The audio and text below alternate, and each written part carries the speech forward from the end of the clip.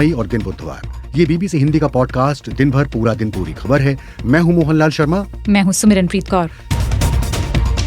Podcast में आज बात इमरान खान की गिरफ्तारी के बाद पाकिस्तान में उपजे संकट की, अमेरिका के पूर्व राष्ट्रपति ट्रंप यौन दुर्व्यवहार के दोषी करार और कर्नाटक विधानसभा चुनावों की। इमरान खान की गिरफ्तारी के बाद पाकिस्तान में तेजी से बिगड़ रहे हैं हालात।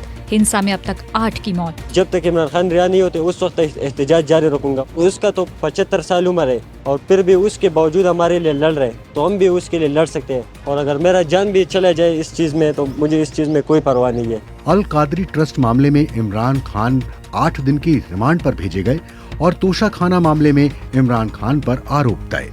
इमरान खान के ऊपर इस वक्त 100 से ज्यादा मुकदमात हैं। ये वो शख्स है जिसको 50 बरस से पाकिस्तान के लोग जानते हैं। उनके ऊपर कभी कोई केस नहीं था, अचानक उनके ऊपर 100 से ज्यादा मुकदमे हुए। न्यूयॉर्क की एक अदालत ने अमेरिका के पूर्व राष्ट्रपति डोनाल्ड ट्रंप को लेखिका ई जीन कैरल के साथ यौन दुर्व्यवहार और बदनाम करने का दोषी पाया। ट्रंप ने कहा, I have absolutely no idea who this woman is. The verdict is a disgrace. A continuation of the greatest witch hunt of all time. Absolutely a shame. Karnataka में विधानसभा चुनावों के लिए मतदान हुआ संपन्न, लेकिन सबसे पहले देश और दुनिया के पूरे दिन का हाल सुनिए सिमरनप्रीत कौर से।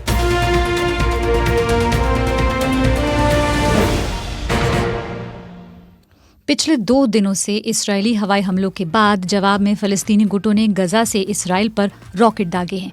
ये जवाबी कार्रवाई 3 इस्लामिक जिहादी नेताओं की हत्या के बाद हुई है। वहीं इसराइल ने गजा पर हवाई हमले जारी रखे हैं। दक्षिणी गजा के खान यूनिस के एक स्थानीय दुकान के मालिक नेल किद्रा ने कहा कि गजा में फलस्तीनियों को हमले के बारे में पहले ही बताया गया था।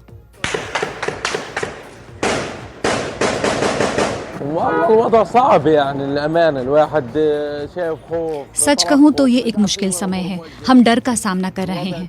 हम नहीं जानते कि क्या होगा। स्थिति ये है, कोई नहीं जानता कि क्या होगा। युद्ध करना होगा या युद्ध विराम होगा। स्थिति जटिल है, हम नहीं जानते कुछ भी। वहीं इसराइल के प्रधानमंत्री बेंजामिन नेतन्याहू ने कहा, इसराइल पर कोई भी हमला होगा तो सजा जरूर मिलेगी। העיקרון שלנו חד וברור. מי שפוגע בנו, אנחנו פוגעים בו. ובעוצמה יתרה. हमारा सिद्धांत स्पष्ट है, जो भी हमें चोट पहुंचाता है हम उससे अत्यधिक बल से चोट पहुंचाते हैं। किसी भी तरह से, किसी भी वक्त, किसी भी आतंकवादी तक हम पहुंच सकते हैं। हम एक अभियान के बीच में हैं और हम किसी भी स्थिति के लिए तैयार हैं। मैं हमारे दुश्मनों को सलाह देता हूं, हमारे साथ खिलवाड़ ना करें। यूक्रेन के राष्ट्रपति वोलोदिमीर ज़ेलेंस्की का कहना है कि रूस के साथ जंग का दूसरा दौर शुरू हो चुका है, जहां रूस को अब रक्षात्मक रवैया अपनाना पड़ रहा है। यूक्रेन की संभावित जवाबी कार्रवाई को ध्यान में रखते हुए रूस अपने डिफेंस को मजबूत कर रहा है, बैकफुट पर है। हालांकि रूस को सर्वेलेंस और इलेक्ट्रॉनिक वारफेयर सिस्टम में अभी भी बढ़त हासिल है, जिसकी मदद से वो यूक्रेन की फोर्स को निशाना बना रहा है। यूक्रेन उससे किसी तरह बच रहा है। कलकत्ता हाईकोर्ट ने उत्तर दिनाजपुर के इस्लामपुर स्थित दाड़ीभीट हाई स्कूल के 2 पूर्व छात्रों की कथित पुलिस फायरिंग में मौत के मामले की जांच एनआईए को सौंप दी है। बुधवार को जस्टिस राजशेखर मंथा की पीठ ने इसके साथ ही पीड़ित परिवारों को तत्काल आर्थिक सहायता देने का भी निर्देश दिया। वर्ष 2018 में शिक्षकों की भर्ती के मुद्दे पर स्कूली छात्रों ने आंदोलन किया था। जंतर मंतर पर पहलवानों का धरना जारी है।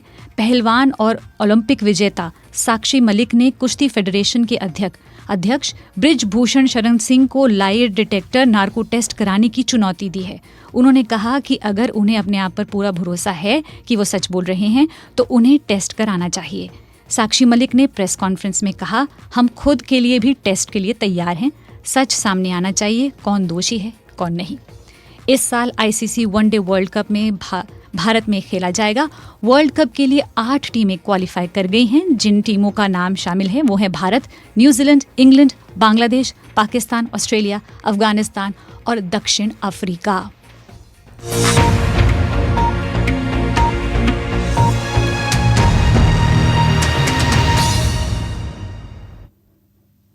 ये है पॉडकास्ट दिन भर पूरा दिन पूरी खबर।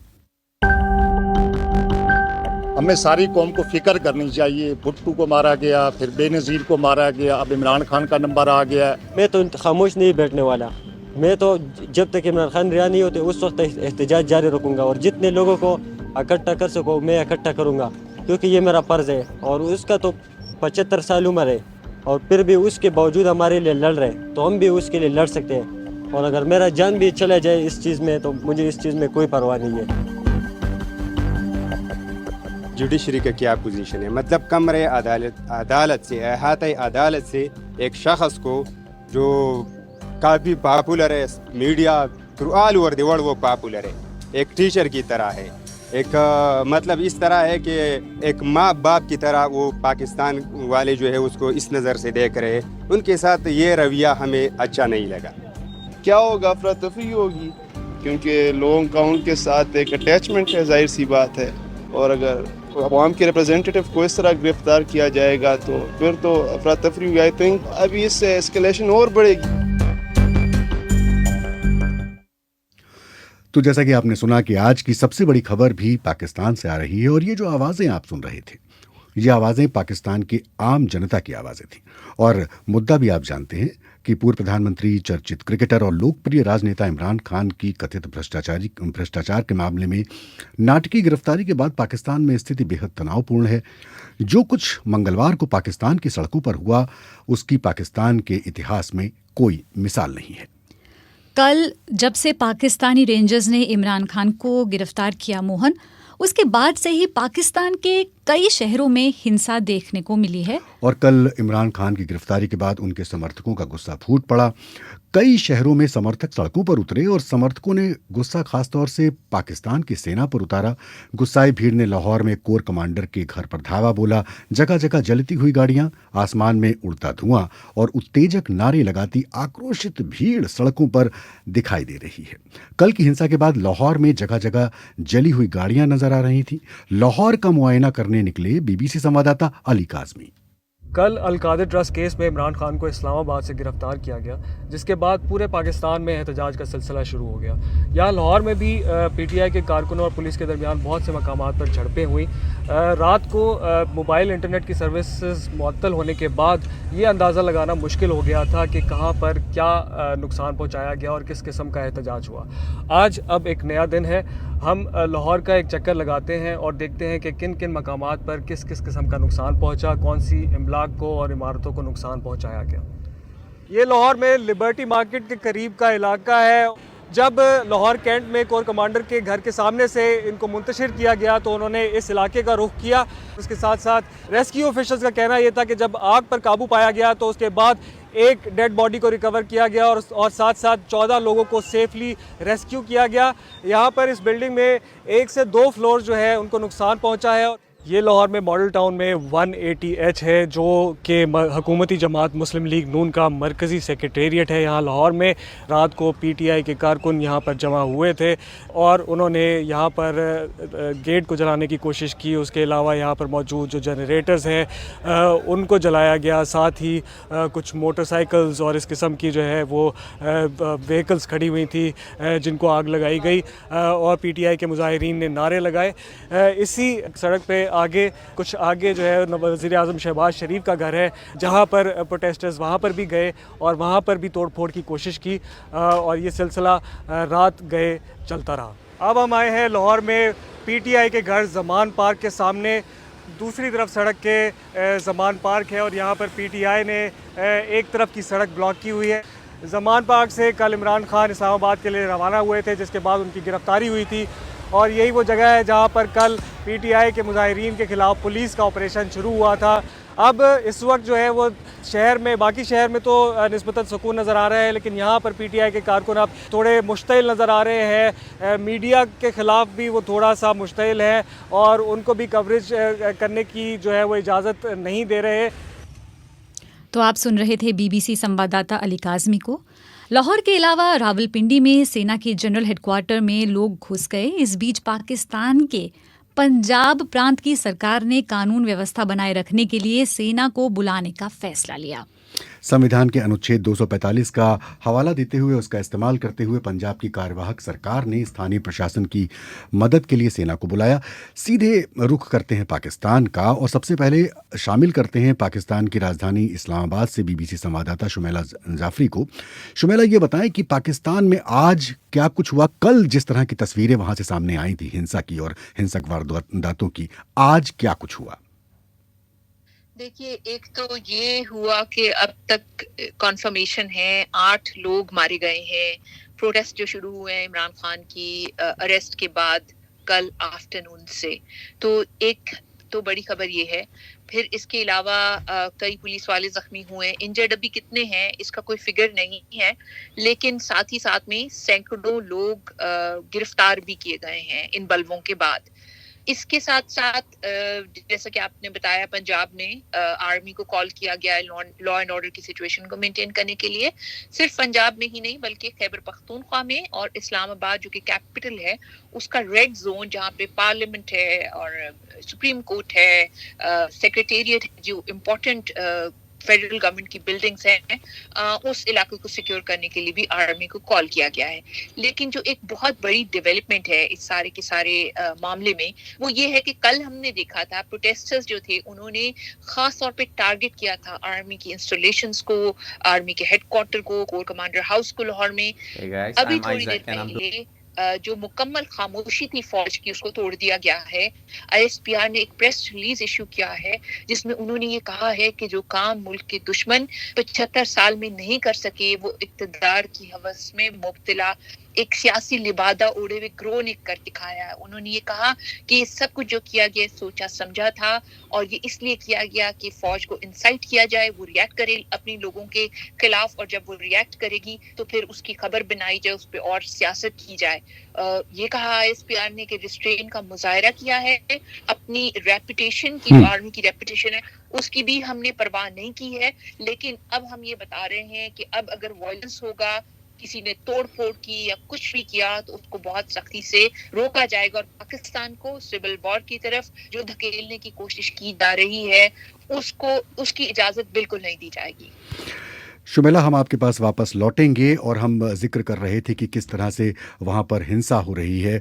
लेकिन अगर देखा जाए तो इमरान खान की जो गिरफ्तारी है वो दरअसल नैब यानी कि नेशनल अकाउंटेबिलिटी ब्यूरो ने की और उसका कहना है कि इमरान को नैब अध्यादेश और कानून के तहत गिरफ्तार किया गया।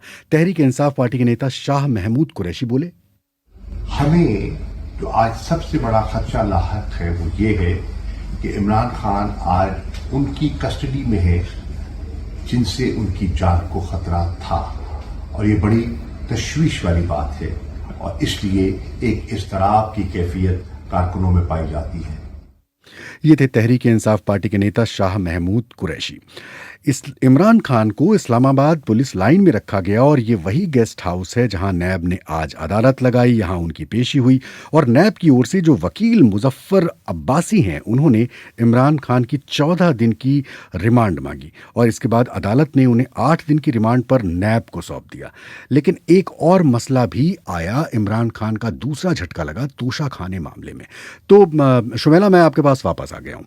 मुझे ये बताएं कि जो पहला मामला था अदालत ने किस तरह से कार्रवाई की और हुआ क्या?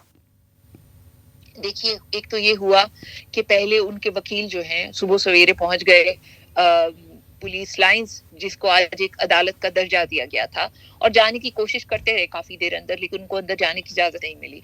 फिर जब एक अदालत की कार्रवाई शुरू हुई अंदर, तो उनको अंदर जाने की इजाजत मिली। इमरान खान जो है वहां पर मौजूद थे।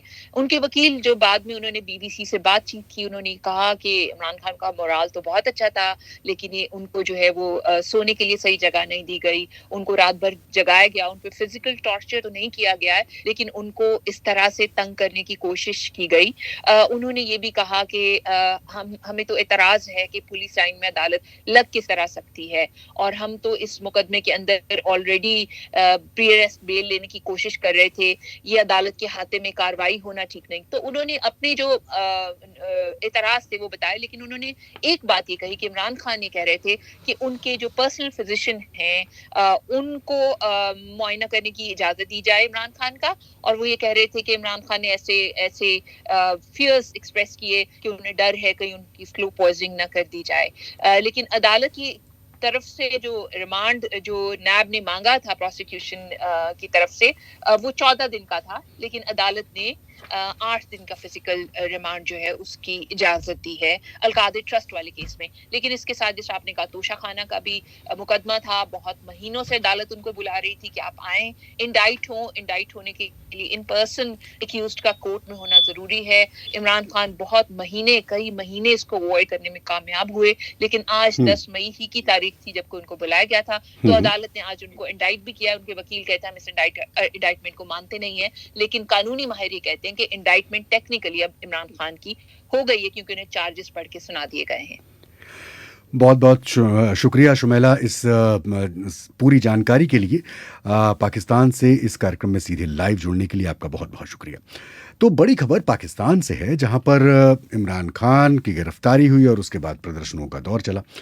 इमरान खान पर बहुत सारे मामले चल रहे हैं। जी, तमाम मामले चल रहे हैं मोहन, लेकिन जिस मामले में कल उनकी गिरफ्तारी हुई है वो अल कादरी ट्रस्ट का मामला है। ये मामला क्या है, इसके बारे में बीबीसी संवाददाता इकबाल अहमद ने बात की पाकिस्तान के वरिष्ठ पत्रकार अतहर काजमी से। देखिए, अल कादर ट्रस्ट वाला एक ट्रस्ट है जिसने एक यूनिवर्सिटी बनाई है और वो ट्रस्ट उसको ओन करता है। इसमें कहीं पे भी पब्लिक ना मनी यूज हुई है, ना हुकूमत का पैसा यूज हुआ है। एक प्राइवेट इंडिविजुअल ने लैंड दिया है, प्राइवेट इंडिविजुअल ने उसको फंड किया है और वो यूनिवर्सिटी बन चुकी है और वो वहाँ पे लोग अभी पढ़ रहे भी हैं। तो इसमें वहाँ पे जो नॉर्मली नैब आपके खिलाफ कार्रवाई करता है वो पब्लिक मनी जहाँ पे यूज होती है। तो ये एक प्राइवेट ट्रस्ट है और इसी वजह से यहाँ पे जो डिफरेंट लॉयर्स हैं वो भी ये कह रहे हैं कि ये फ्रिवलेस किस्म का केस है, जिसका मैंने अर्ज की कि इसको आपको सियासी तनाजुर में देखना पड़ेगा, पॉलिटिकल तनाजुर में, क्योंकि जो पाकिस्तान के प्रीवियस प्राइम मिनिस्टर हैं नवाज शरीफ साहब और उनकी जमात, वो बार बार ये कह रही थी कि इमरान खान साहब को गिरफ्तार करें और इलेक्शंस ना करवाएं, इसलिए कि अभी इस वक्त इमरान खान की एक वेव चल रही है और हुकूमत ये समझती है कि उनको कुछ अर्सा अगर रोक लिया जाए तो शायद उनकी पॉपुलैरिटी हो जाए इलेक्शन में जाने से। तो इसका पॉलिटिकल इम्पैक्ट आप क्या देखते हैं? उनके चाहने वाले, उनके सपोर्टर सड़कों पर आ चुके हैं, चीजें किस तरफ जाती हुई आप देख रहे हैं? देखिए, अनफॉर्चुनेट होता ये है कि अमूमन जो इस किस्म की चीजें होती हैं वो ऑपोजिशन को सूट करती हैं, लेकिन हमने रिसेंटली देखा है कि पाकिस्तान के अंदर गवर्नमेंट की ये ख्वाहिश लग रही है कि पाकिस्तान के अंदर इस किस्म का कोई कैओस हो। कभी वो इंडिया को ब्लेम करते हैं कि हम इंडिया की वजह से इलेक्शंस नहीं करवा सकते, कभी वो ये कहते हैं कि 2 सूबों में हमारे पास सिक्योरिटी नहीं है। अगर वायलेंस होता है तो उसमें सबसे बड़े लूजर इमरान खान होंगे। अभी इस वक्त हो सकता है कि साल के बाद 2 साल के बाद उनकी पॉपुलैरिटी कम हो, कोई और जमात दी जाए, लेकिन इस वक्त अगर इलेक्शन नहीं होते और वायलेंस की तरफ चीजें जाती हैं तो वो हुकूमत को तो सूट करता है, इमरान खान को वो पॉलिटिकली सूट नहीं करता। इसी वजह से वो यही कह रहे हैं कि आप पीसफुल प्रोटेस्ट करें और उनकी पहली प्रायोरिटी यही है कि किसी तरीके से इलेक्शंस में जाए। हमारा इस वक्त बड़ा इशू ये है कि पाकिस्तान के अंदर जो गवर्नमेंट है वो ह्यूजली अनपॉपुलर है। इमरान खान की गवर्नमेंट अपने लास्ट दिनों में कोई वो भी ज्यादा पॉपुलर नहीं थे, उनके बहुत ज्यादा इश्यूज थे और जिसकी वजह से ये जो अभी लोग इक़्तिदार में हैं, ये लोग इन्होंने कैंपेन की कि हम आएंगे, महंगाई को कम करेंगे, चीजों को बेहतर करेंगे, लेकिन 1 साल के दौरान जो इस मुल्क में जिस किस्म की इकोनॉमिक सिचुएशन है कि Pakistan is on verge of economic collapse, यहाँ पे कहा जा रहा है कि हम डिफॉल्ट कर देंगे। प्राइसेस में पाकिस्तान अपनी तारीख, अपनी हिस्ट्री की सबसे ज्यादा इन्फ्लेशन इस वक्त पाकिस्तान के अंदर है। तो मेरे ख्याल में ये वो सारी चीजें हैं जिसकी वजह से हुकूमत बड़ी अनपॉपुलर होगी और ऐसी हुकूमत जो इतनी अनपॉपुलर है जिसमें सारी जमातें हैं, वो उनके होते हुए मुल्क के अंदर क्या पॉलिटिकल क्राइसिस कम होगा वो नजर नहीं आ रहा कि इस वक्त पॉलिटिकल क्राइसिस कम होगा। तो ये थी आवाज़ पाकिस्तान के वरिष्ठ पत्रकार अतहर काज़मी की। मोहन, पाकिस्तान में इमरान खान की गिरफ्तारी ऐसे समय में हुई है जब उसके हालात शायद इससे पहले कभी भी इतने ख़राब नहीं रहे होंगे। एक तरफ पाकिस्तान आर्थिक बदहाली से जूझ रहा है तो दूसरी तरफ राजनीतिक संकट और गहराता जा रहा है। तो इमरान खान को सत्ता से बेदखल करने के 1 साल बाद भी राजनीतिक अस्थिरता बनी हुई है और इमरान खान ने अपनी सरकार को गिराए जाने को हमेशा से एक साजिश कहा और इस फैसले को कभी भी स्वीकार नहीं किया। इमरान खान जल्दी चुनाव की मांग कर रहे थे, लेकिन सत्ताधारी गठबंधन जल्द चुनाव के लिए किसी भी हालत में तैयार नहीं थे। तो सिमरन, अब जबकि इतना सब कुछ हो रहा है तो इन मौजूदा हालात में इमरान खान के पॉलिटिकल रिवाइवल के क्या चांस हैं? यही सवाल हमने किया पाकिस्तान में राजनीतिक विश्लेषक डॉक्टर हसन अस्करी रिजवी से। देखिए, इस वक्त जो पॉलिटिकल असेसमेंट पाकिस्तान में है उसके मुताबिक इमरान खान की पॉपुलैरिटी जो है वो पिछले एक साल में बहुत आगे बढ़ी है। और जब वो वज़ीर आज़म थे यानी उस वक्त उनकी पॉपुलैरिटी नीचे थी, लेकिन जब उनकी वजारत उज़्मा वोट ऑफ नो कॉन्फिडेंस से अप्रैल 22 यानी लास्ट ईयर ख़त्म हुई है तो पिछले एक साल में पॉपुलैरिटी बढ़ी है। अब जो रीसेंट जो डेवलपमेंट्स हुई हैं, हमारा ख्याल ये है कि जो सपोर्ट उनको मौजूद है वो सपोर्ट सस्टेन करेगी, क्योंकि उसके सपोर्टर्स काफ़ी लॉयलिस्ट हैं और गिरफ्तारी से उनकी पॉपुलर सपोर्ट में मेरा ख्याल है फ़िलहाल कोई ऐसा इंडिकेशन नहीं है कि कमी होगी। इस बीच जम्मू और कश्मीर के पूर्व मुख्यमंत्री फारूक अब्दुल्ला ने कहा है कि पाकिस्तान की अस्थिरता भारत समेत सभी देशों के लिए खतरनाक है। उन्होंने कहा, अगर आप पाकिस्तान का इतिहास देखें तो आज़ादी के समय से ही उनके पहले पीएम की हत्या हुई, फिर जुल्फिकार अली को फांसी दी गई, इसके बाद उनकी बेटी बेनज़ीर भुट्टो को गोली मारी गई, अब इमरान खान चौथे पूर्व पीएम हैं जो जेल में हैं। फारूक इमरान खान साहब, इनको भी आप जेल ले गए हैं, अल्लाह करे कि इनकी ज़िंदगी ठीक रहे, बच जाए। जहाँ तक पाकिस्तान के हालात हैं, अंदरूनी हालात हैं, वो बहुत ही ख़तरनाक हैं। उन्हें इक़्तिसादी हालात भी बहुत ख़राब हैं और मैं आपसे ये कहूँ कि डिस्टेबलाइज पाकिस्तान जो है वो सारे ही इलाकों के लिए, सारे मुल्कों के लिए ख़तरनाक है और हमारे मुल्क के लिए भी ख़तरनाक है। तो ये आवाज़ थी फारूक अब्दुल्ला की। अपने श्रोताओं को बता दें कि जो लोग इस पॉडकास्ट को सुन रहे हैं, पाकिस्तान से जुड़ी हर खबर के लिए bbchindi.com के पन्ने पर आप आ जाएं, जहां पर आपको लेटेस्ट डेवलपमेंट आपको मिलते रहेंगे। ये BBC हिंदी का पॉडकास्ट दिन भर पूरा दिन पूरी खबर है। कार्यक्रम में आगे I have absolutely no idea who this woman is. The verdict is a disgrace, a continuation of the greatest witch hunt of all time. Absolutely a shame. ये आवाज़ अमेरिका के पूर्व राष्ट्रपति डोनाल्ड ट्रंप की है, जो कि उन्होंने अपने ऊपर एक मामला चल रहा था, उसके बाद उनका ये बयान है और ये जो मामला था वो यौन दुर्व्यवहार का है। कार्यक्रम में आगे बढ़ेंगे, लेकिन पहले आपकी टिप्पणियां।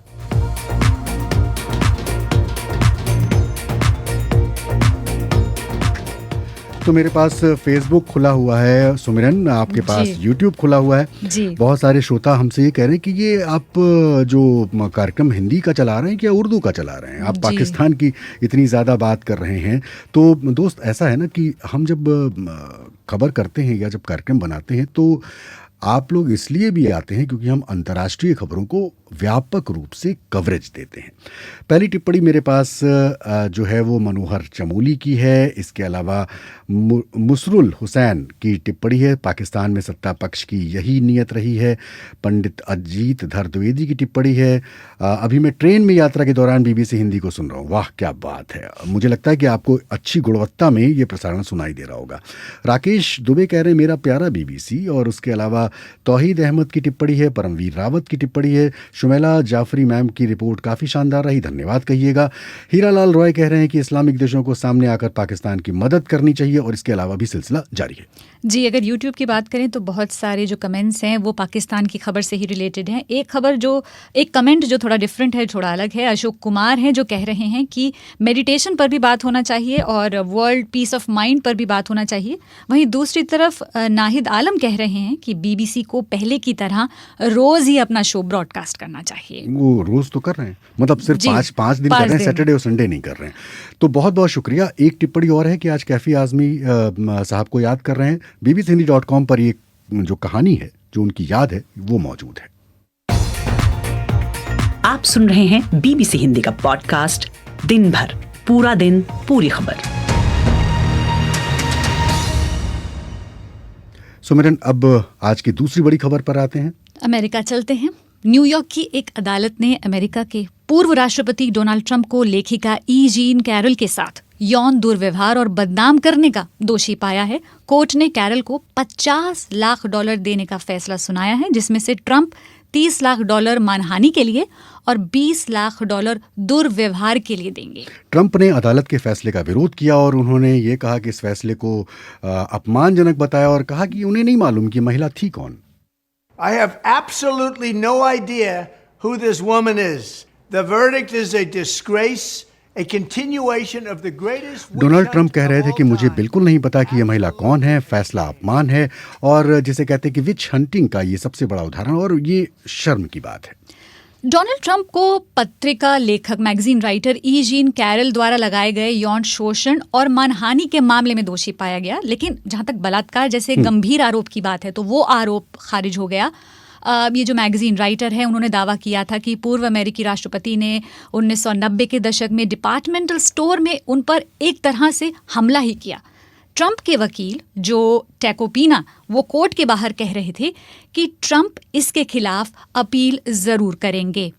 He's ready to move forward. He wants to fight this on appeal.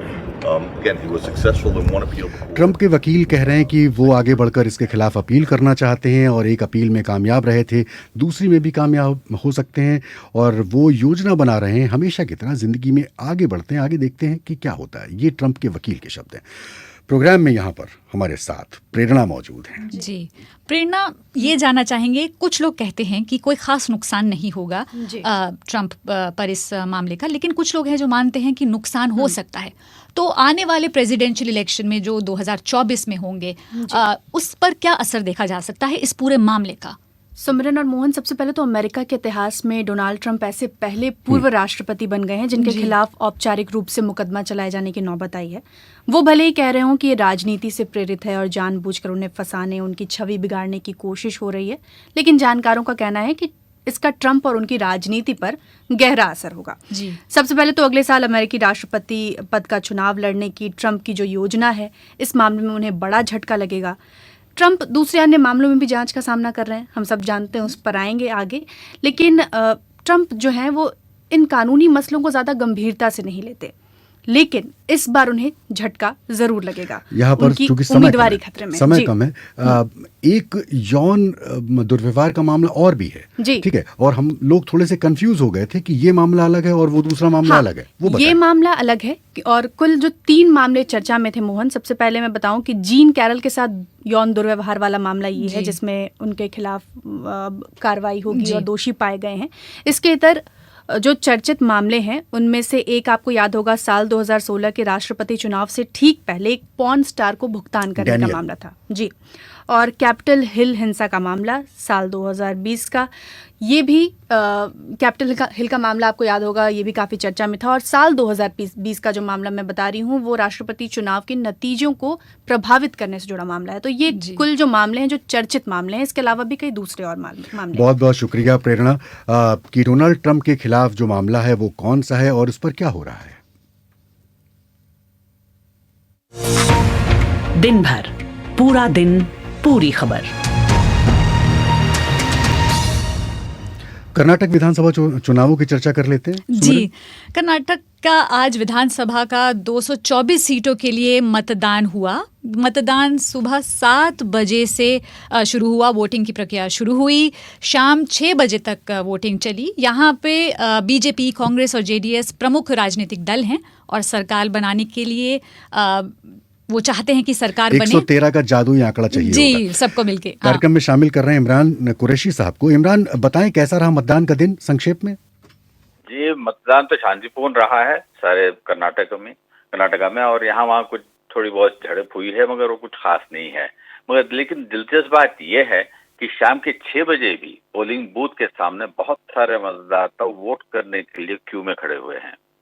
दक्षिण कर्नाटक के कई जिलों में, खासकर मैसूर, रामनगरा, कोलार और बेंगलुरु ग्रामीण जिलों में और उत्तर कर्नाटक के बेलगावी जैसे जिले में भी इतने बड़े संख्या में मतदाता आए हैं कि पोलिंग अभी भी चल रही है।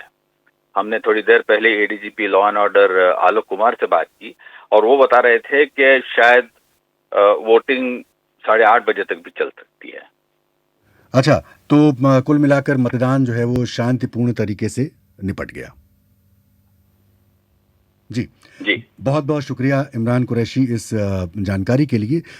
सुमिरन, बस चलते चलते ये बता दें कि आज मैच कौन सा चल रहा है? जी, प्रीमियर लीग में आज मुकाबला चल रहा है दिल्ली की टीम का चेन्नई की टीम के साथ। दिल्ली की टीम के कैप्टन डेविड वार्नर हैं और धोनी है कप्तान चेन्नई सुपर किंग्स के। ये टीम आमने सामने है। मैच का ताज़ा हाल bbchindy.com के पन्ने पर आपको मिलेगा, इस वादे के साथ कि कल हमारी आपसे फिर से मुलाकात तय है। जी हाँ, विषय होगा एक बड़ी खबर, दिन भर पूरा दिन पूरी खबर के साथ। मैं यानी कि मोहनलाल शर्मा जी और मैं सिमरनप्रीत कौर, हमें दीजिए इजाजत। स्टूडियो संभाला रवि ने, दीजिए इजाजत। नमस्कार।